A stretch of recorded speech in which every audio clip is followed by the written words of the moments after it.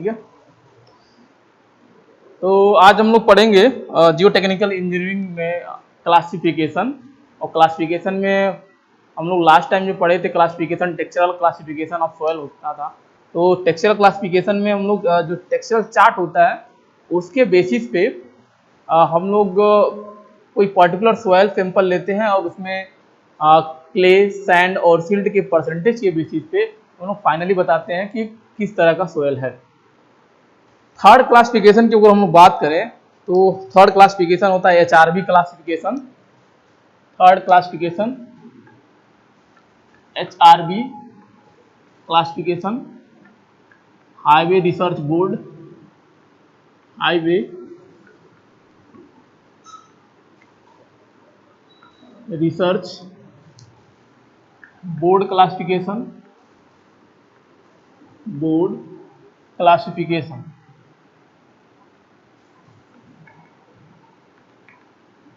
तो ये third classification है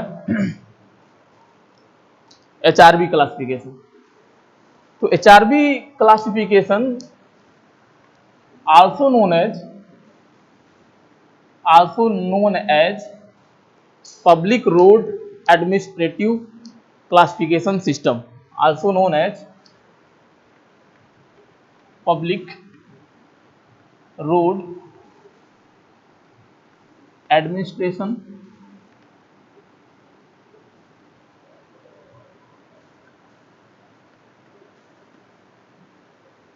classification।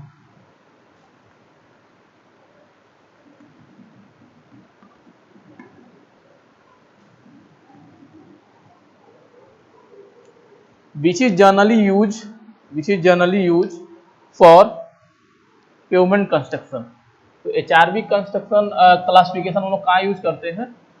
जब भी हम लोग पेमेंट के कंस्ट्रक्शन करते हैं, पेमेंट की डिजाइनिंग करते हैं, तो वहाँ पे जो सोयल यूज करना चाहिए पेमेंट का कंस्ट्रक्शन करने के लिए या पेमेंट के अंदर पेमेंट बनाने के लिए किस तरह का सोयल यूज करना चाहिए, तो यह वहाँ पे जब हम लोग सोयल को चूज करते हैं तो जो क्लासिफिकेशन यूज करते हैं उसे हम लोग बोलते हैं HRB क्लासिफिकेशन। तो use which is generally used for pavement construction, pavement construction।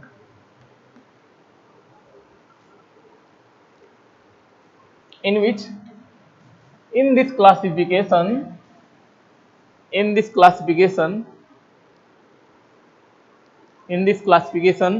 soil is primarily divided into 7 groups। यानी इस क्लासिफिकेशन के अकॉर्डिंग जब भी हम लोग सोयल यूज करते हैं पेमेंट कंस्ट्रक्शन के लिए तो सबसे पहले से सोयल का 7 ग्रुप बनाते हैं। तो soil is divided into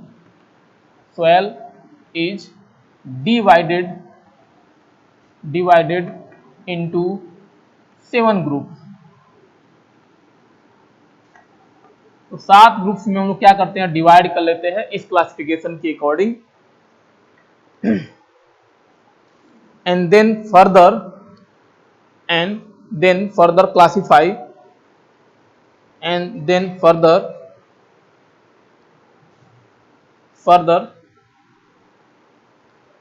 divided कर सकते हैं। यानी जो हम लोग पहले डिवाइड किए थे सोयल को 7 ग्रुप में, इसको क्या करते हैं फिर डिवाइड करते हैं।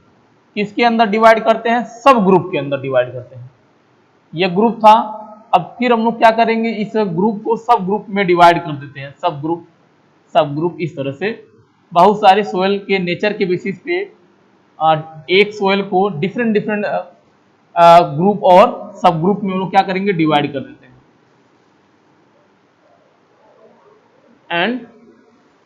and further divided into subgroup।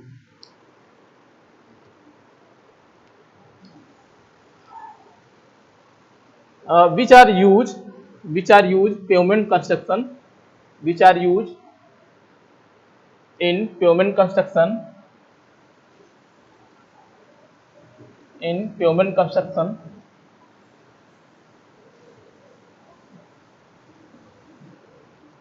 HRB classification used along with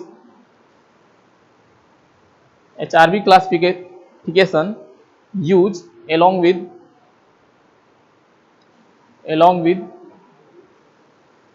group index.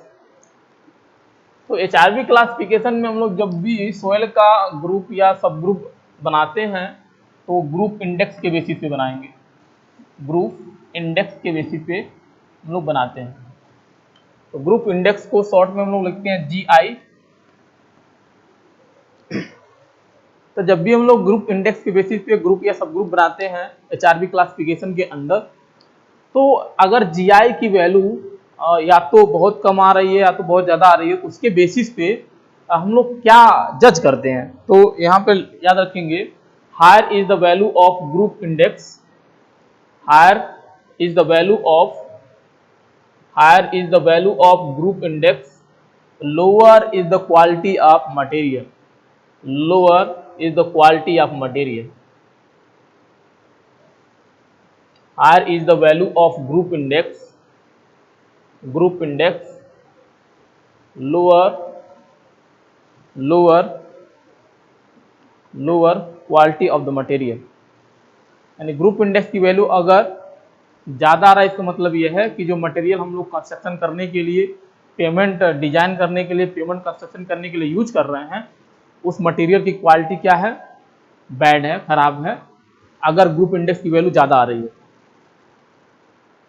तो ये तो एक चीज़ समझ में आएगा कि ग्रुप इंडेक्स के वैल्यू के बेसिस पे हम लोग कैसे जस्टिफाई करते हैं कि सोयल किस क्वालिटी का है। अब GI हम लोग ग्रुप इंडेक्स निकालेंगे कैसे और ये किस पे डिपेंड करता है, इसके बारे में अगर हम लोग बात करें तो नेक्स्ट लाइन में देखेंगे, group index depends on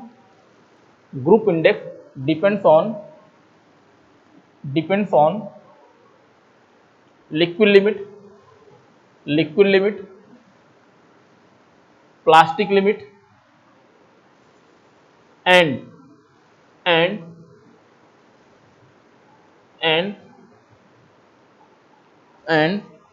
percentage of particle passing through 75 micron sieve।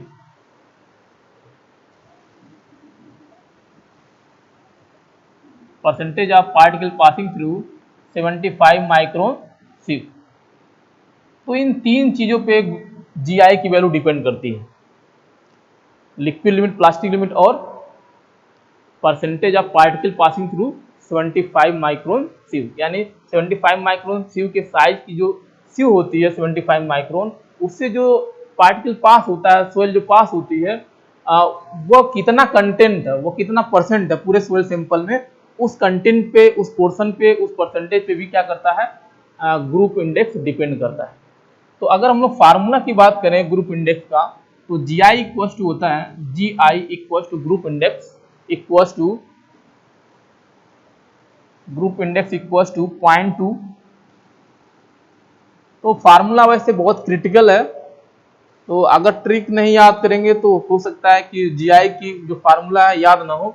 तो सबसे पहले याद करने का ट्रिक याद रखते हैं हम लोग कि 0.2 याद रखें और 3 पोर्शन में फार्मूला होता है तो +2 कर दिए। अब नेक्स्ट वाले में क्या करते हैं, डिवाइड बाय जो भी वैल्यू है फर्स्ट वाली 0.2 डिवाइड बाय 20 करेंगे। तो 20 जैसे हम लोग करेंगे तो वैल्यू आएगा 0.01।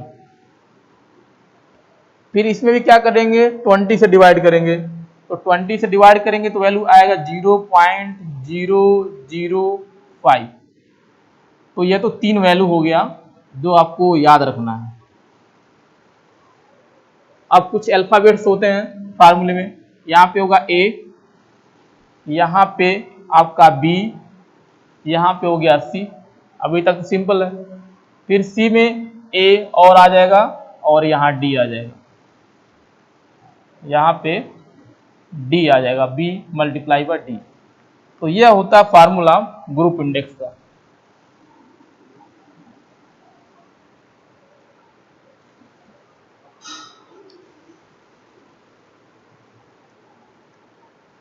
अब अल्फाबेट A, B, C और D हम लोग यूज किए हैं, तो ये अल्फाबेट्स होते क्या हैं, तो where A equals to where A equals to portion of percentage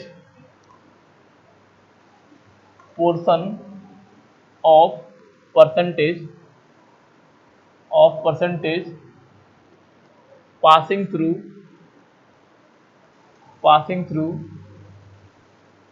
75 micron sieve, यानी ए की वैल्यू क्या होती है, ए की वैल्यू होगी आपका जो सोयल सैंपल है उसको हम लोग 75 माइक्रोन सिव से क्या करेंगे, पास कराएंगे। जो पास होता है, जो पोर्शन पास होगा उसमें से, जो पास होता है उसमें से वैल्यू होता है, तो पोर्शन होता है उसमें से जो पास हो गया है। अब वो वैल्यू किसके किसके बीच लेना है, which is greater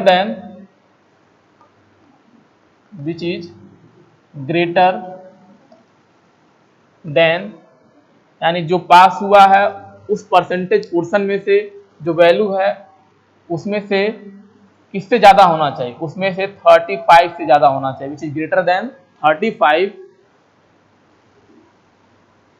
and not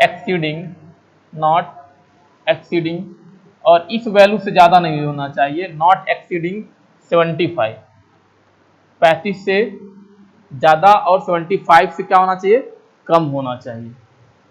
तो अगर हम लोग पूरा इस दोनों वैल्यू को अगर मर्ज करें तो रिजल्ट क्या निकल के आएगा। अगर दो पहले ये ए क्या होता है, यानी ए होगा परसेंटेज पोर्शन, किसका परसेंटेज पोर्शन, जो सोयल सैंपल या सोयल सैंपल पार्टिकल 75 माइक्रोन से पास हो गया हो उसका पोर्शन, उसका परसेंटेज पोर्शन। लेकिन वो पोर्शन कहां से कहां तक बीच में लेना है, यानी ये वैल्यू याद रखेंगे कि 35 से क्या होना चाहिए, ज्यादा होना चाहिए, और 75 से कम होना चाहिए। तो जो भी वैल्यू आएगा मिनिमम, जो भी वैल्यू परसेंटेज पोर्शन सपोज करिए अगर हम लोग ले रहे हैं कि पूरे सोयल सैंपल में जो परसेंटेज पोर्शन है आपका 40% है, अगर कोई सोयल सैंपल लिए और उसको 75 माइक्रोन सीव से हम लोग क्या किए, पास करा दिए हैं, तो कितना परसेंट पास हुआ है, 40%। अब 40% में से जो वैल्यू किससे ज्यादा होना चाहिए, 35 से ज्यादा होना चाहिए, तो 35 क्या करेंगे, इससे माइनस कर देंगे, इससे ज्यादा होना चाहिए, यानी 40% क्या था, ग्रेटर पोर्शन था पूरे सोयल सैंपल में जो 75 माइक्रोन सीव से पास हुआ है। तो मिनिमम वैल्यू कितना है, इससे ज्यादा होना चाहिए, तो इसे माइनस क्या कर देंगे, 40 माइनस 35 कर देंगे, ठीक है।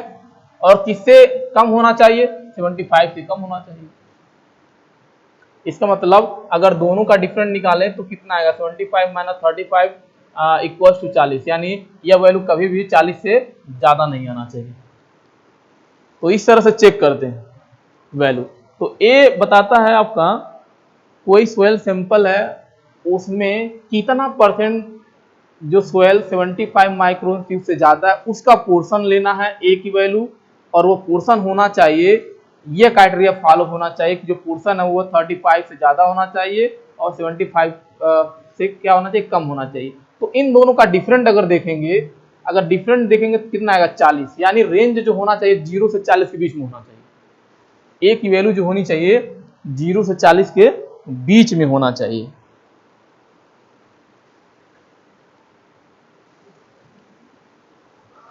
तो लिखेंगे, इसमें याद रखेंगे, not exceeding 75 express as a whole number, यानी अगर रिजल्ट निकाले आप, express as a whole number between 0 to 40, यानी परसेंटेज पासिंग के अकॉर्डिंग अगर वैल्यू एक आप निकालेंगे तो जो वैल्यू निकल के आएगी वो 0 से 40 के बीच में आएगी। हो सकता है अभी उतना वैल्यू ए और ए जितने भी अल्फाबेट्स हैं वैल्यू समझ में ना आए, लेकिन इस पे हम लोग न्यूमेरिकल करेंगे तो चीजें समझ में आ जाएगी। फिलहाल ए क्या याद रखेंगे, शॉर्ट में याद रखेंगे कि ए बताता है कि अगर कोई सोयल सैंपल है उसको हम लोग 25 माइक्रोन सीव से पास कराए हैं, तो जो पास होता है परसेंटेज, यानी इतना परसेंट पास हो गया, उस परसेंटेज का ये पोर्शन होता है ए। अब वो पोर्शन कहां से कहां तक होना चाहिए, तो उसके लिए ये लिमिट दिया है, यानी वो 35 से ज्यादा होना चाहिए, 75 से कम होना चाहिए। तो अब स्टार्टिंग से 35 है और फिर ये स्टार्टिंग से 75 है, दोनों बीच की वैल्यू निकालेंगे, कितना आएगा 40। इसका मतलब ये है कि जो डिफरेंस हम लोग निकालते हैं वो 40 से ज्यादा नहीं आना चाहिए। B where B equals to, B की वैल्यू क्या होगी, जैसे हम लोग ए पढ़े बिल्कुल बी भी वैसे ही है, बस लिमिट केवल चेंज है, बाउंड्री इसकी चेंज होगी।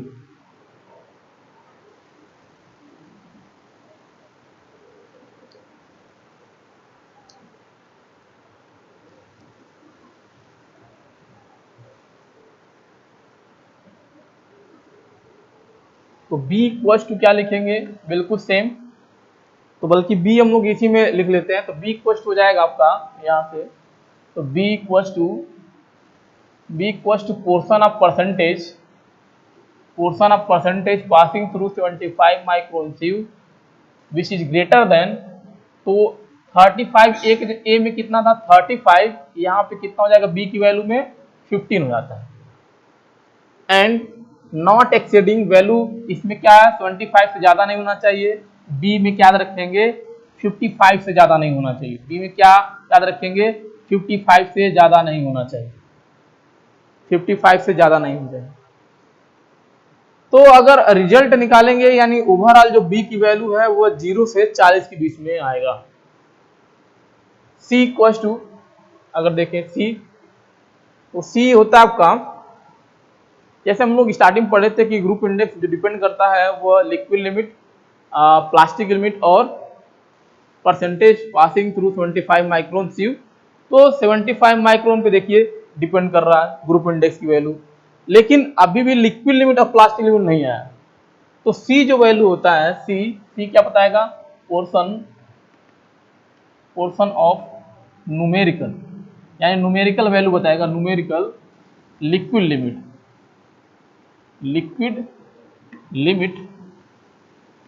लिमिट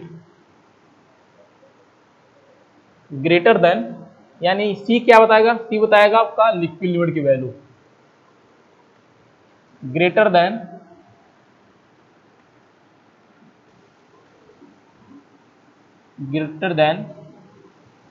40 and not exceeding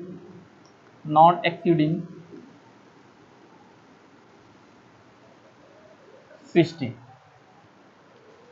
तो 40 से ज्यादा होना चाहिए और 60 से क्या होना चाहिए, कम होना चाहिए, यानी 60 से ज्यादा नहीं होना चाहिए, 40 से ज्यादा और 60 से ज्यादा नहीं होना चाहिए।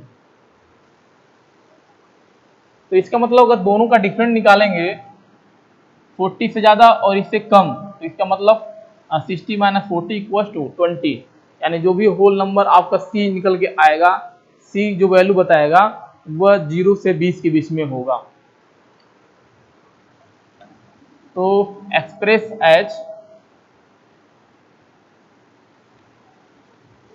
which is expressed as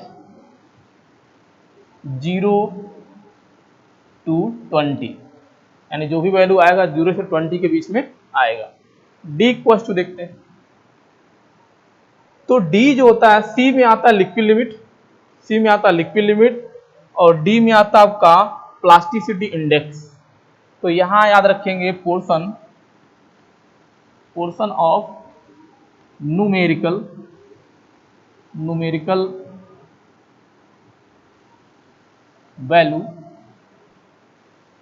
value of plasticity index. तो प्लास्टिसिटी इंडेक्स, इसका मतलब प्लास्टिसिटी इंडेक्स इक्वल टू होता है liquid limit minus plastic limit. तो जैसे हम लोग पढ़े थे फर्स्ट पॉइंट, तो group index depends on the liquid limit plastic limit, तो प्लास्टिसिटी इंडेक्स डी में आता है। जो डी हम लोग अल्फाबेट यूज करते हैं, तो उसमें जो टर्म्स हम लोग यूज करेंगे, आप किसकी वैल्यू, न्यूमेरिकल वैल्यू किसकी आएगी, प्लास्टिसिटी इंडेक्स की आती है। तो यहाँ पे लिखेंगे plasticity index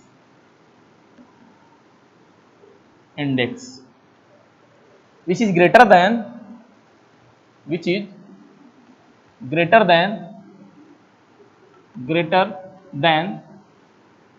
10 and not exceeding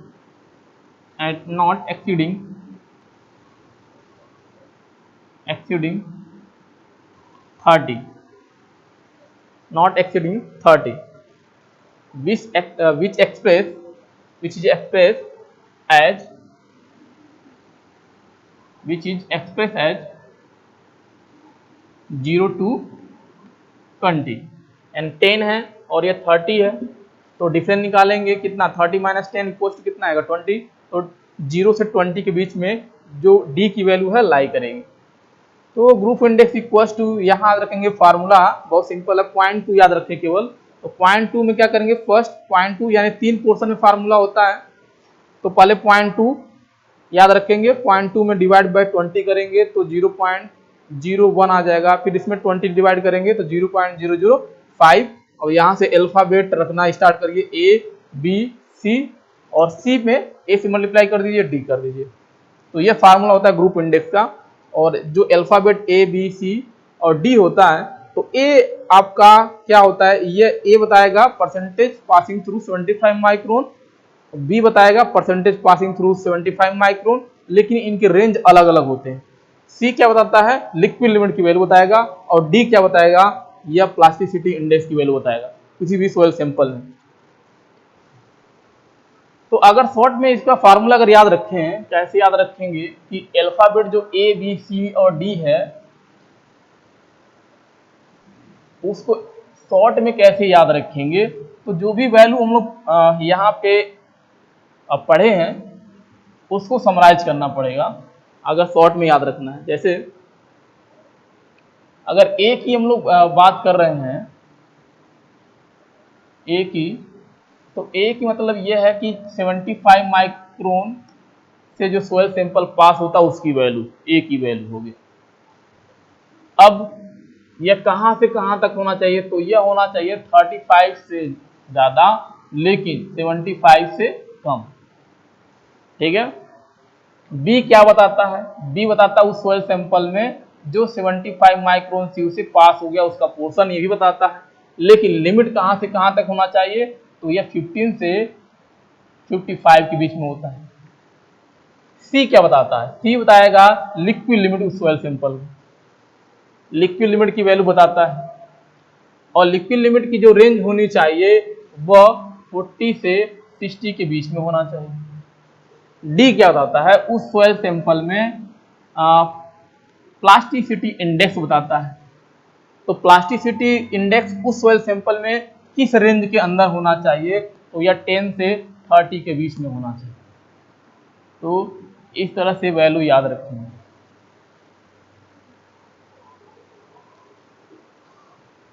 जैसे एक न्यूमेरिकल है, तो एग्जाम्पल के तौर पे एक न्यूमेरिकल याद रखें, तो अगर न्यूमेरिकल से कुछ चीजें क्लियर हो जाएंगी।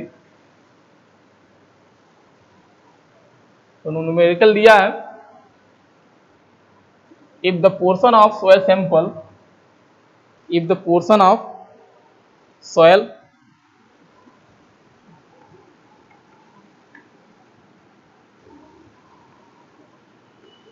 if the portion of soil particle passing through 75 microns sieve, passing through 75 micron sieve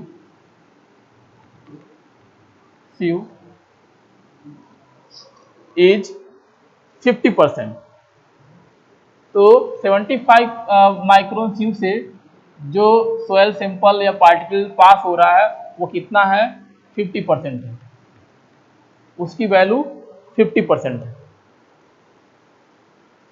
liquid limit and plastic limit, liquid limit and plastic limit, plastic limit are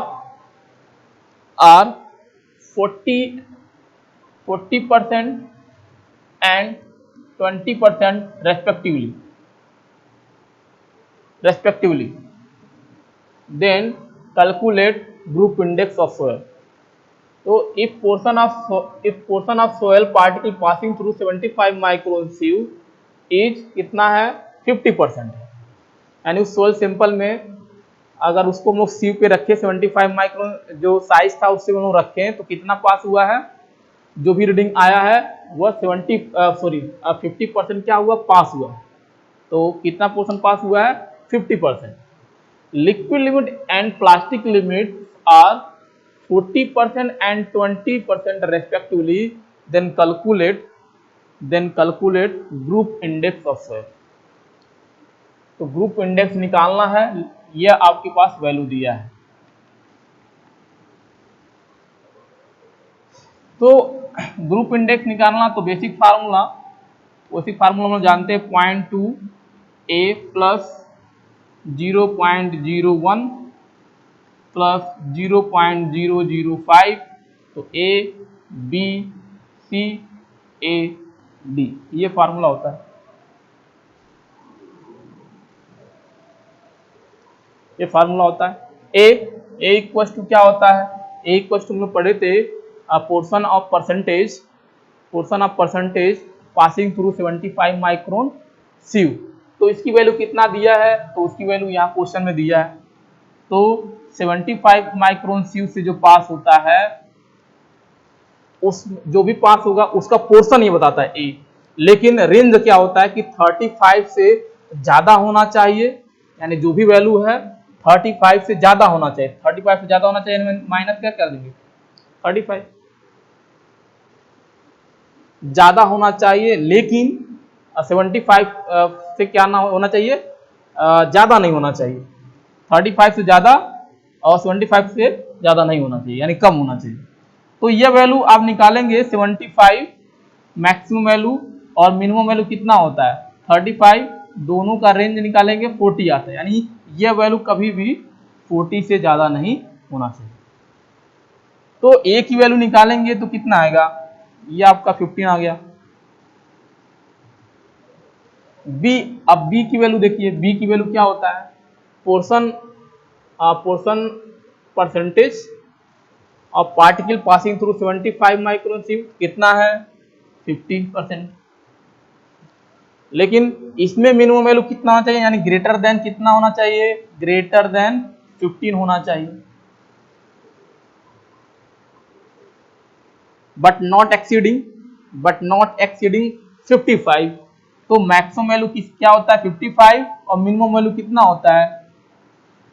15। दोनों की रेंज निकालेंगे कितना आएगा? 40, यानी ये वैल्यू क्या होना चाहिए? 40 से ज्यादा नहीं होना चाहिए। ये हम लोग पढ़ चुके हैं। सी होता है आपका न्यूमेरिकल लिक्विड लिमिट, यानी जो भी सोइल सैंपल के लिए लिक्विड लिमिट की वैल्यू है वो आपको रिप्रेजेंट करेगा सी से। तो लिक्विड लिमिट की वैल्यू क्वेश्चन में दिया है 40%, तो 40 सी यानी 40। लेकिन उस सोइल सैंपल के लिए लिक्विड लिमिट की वैल्यू होती है, लेकिन वो भी क्या है? बाउंड्री लिमिट्स के अंदर होना चाहिए। तो मिनिमम कितना होना चाहिए? यानी ग्रेटर देन 40, यानी ग्रेटर देन 40, नॉट एक्सीडिंग 60। तो यानी मैक्सिमम वैल्यू कितना था? 60 था, और मिनिमम वैल्यू लिक्विड लिमिट के लिए 40। दोनों का डिफरेंस निकालते तो क्या आता था? 20। यानी वैल्यू जो होना चाहिए सी और डी का, हम लोग को पता था कि 0 से 20 के बीच में आना चाहिए। इसका मतलब 60 से 20 से ज्यादा नहीं होना चाहिए, 20 से ज्यादा नहीं होना चाहिए। इसको सॉल्व करेंगे तो वैल्यू कितना आ रहा? सी की वैल्यू 0 आ जाएगा, और बी की वैल्यू अगर यहां सॉल्व करेंगे तो बी की वैल्यू आ जाएगी आपका 35।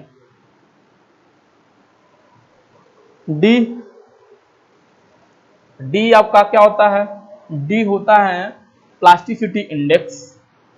तो सबसे पहले प्लास्टिसिटी इंडेक्स निकालेंगे, तो प्लास्टिसिटी इंडेक्स यहां से निकालेंगे। प्लास्टिसिटी इंडेक्स इक्वल टू होता है liquid limit minus plastic limit, कितना आएगा? 20%। तो डी होता है न्यूमेरिकल प्लास्टिसिटी इंडेक्स की value which is greater than 10 but not exceeding 30। तो मैक्सिमम वैल्यू 30 होता है, मिनिमम वैल्यू कितना होता है? 10। दोनों का डिफरेंट यानी 20 के बीच में होना चाहिए, यानी maximum value not greater than 20। तो सॉल्व करेंगे कितना आएगा? डी इक्वल टू 10, फार्मूले में पुट कर देंगे।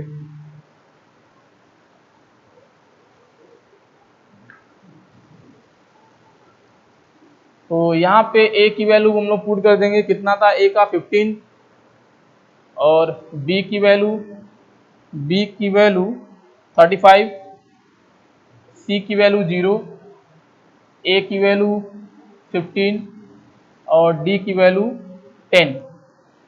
तो सॉल्व करेंगे यहाँ से तो ग्रुप इंडेक्स इक्वल टू आ जाएगा 6.5 आंसर।